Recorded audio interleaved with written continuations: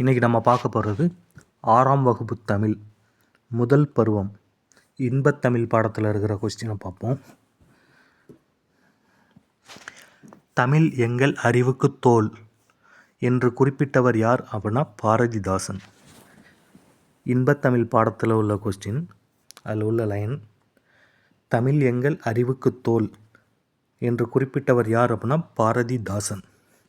அடுத்து, பாரதிதாசனின் இயற்பெயர் என்ன அப்படின்னா சுப்புரத்தினம். அப்படி இல்லை அப்படின்னா கனக சுப்புரத்தினம்னு கொடுப்பாங்க. ஏன் அப்படின்னா அவங்க அப்பா பேர் கனகசபை முதலியார்.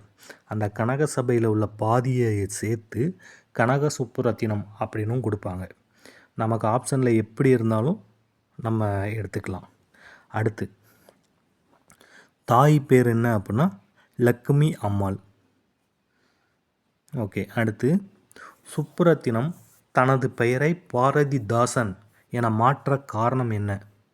சுப்புரத்தினம் பாரதிதாசன் என மாற்ற காரணம் என்ன அப்படின்னா பாரதியாரின் கவிதைகள் மீது கொண்ட பற்றின் காரணமாக தனது பெயரை பாரதிதாசன் என மாற்றிக்கொண்டார்.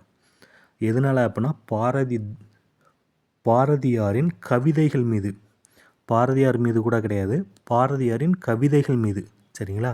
அடுத்து, பாரதிதாசனை புரட்சிக்கவி என போற்ற காரணம் என்ன அப்படின்னா பாரதிதாசன் தனது கவிதைகளில் பெண்கல்வி, கைம்பெண் மறுமணம், பொது உடைமை, பகுத்தறிவு முதலான கவிதைகளை உள்வாங்கி பாடியுள்ளார்.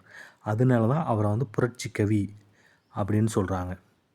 இது எப்படி ஆப்ஷனில் கேட்கலாம் அப்படின்னா, இந்த கொஸ்டின் இது எப்படி இது பாடுறதுனால இவருக்கு என்ன சிறப்பு பெயர் அப்படின்னு கேட்கலாம். பாவேந்தரும் கொடுப்பாங்க, புரட்சி கவியும் கொடுப்பாங்க. அப்படி கொடுத்தா நம்ம எடுக்க வேண்டியது புரட்சி கவி தான். சரிங்களா? அடுத்து, பாரதிதாசனின் சிறப்பு பெயர்கள் என்ன அப்படின்னா புரட்சி கவி, பாவேந்தர்.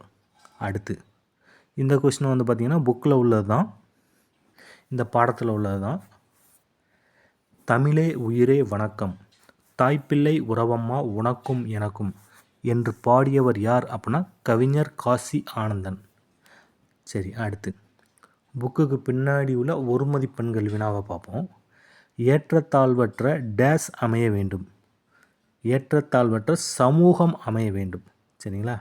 அடுத்து, நாள் முழுவதும் வேலை செய்து களைத்தவருக்கு டேஸாக இருக்கும், நாள் முழுவதும் வேலை செய்து களைத்தவருக்கு அசதியாக இருக்கும்.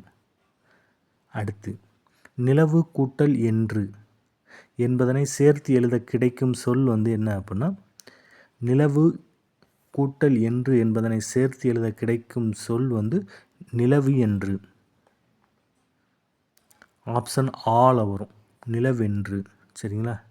அடுத்து, தமிழ் கூட்டல் எங்கள் என்பதனை சேர்த்து எழுத கிடைக்கும் சொல் தமிழ் எங்கள். ஆப்ஷன் இ அப்படி தான் வரும். தமிழ் கூட்டல் எங்கள் என்பதனை சேர்த்து எழுத கிடைக்கும் சொல் தமிழ் எங்கள். அடுத்து, அமுதென்று என்னும் சொல்லை பிரித்து எழுத கிடைப்பது அமுது கூட்டல் என்று. அமுதென்று என்னும் சொல்லை பிரித்து எழுத கிடைப்பது அமுது கூட்டல் என்று. அடுத்து, இந்த கொஸ்டின் கேட்குறதுக்கான அதிக வாய்ப்பு இருக்குது.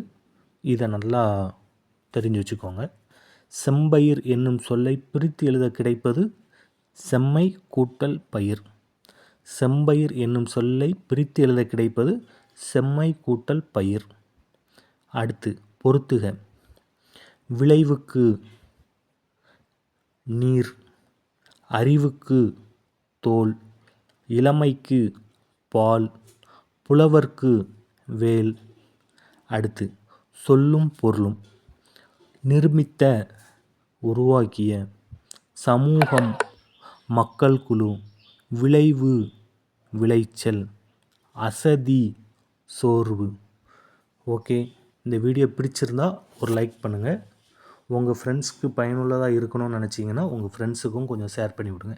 ஓகே, தேங்க்யூ, பாய்.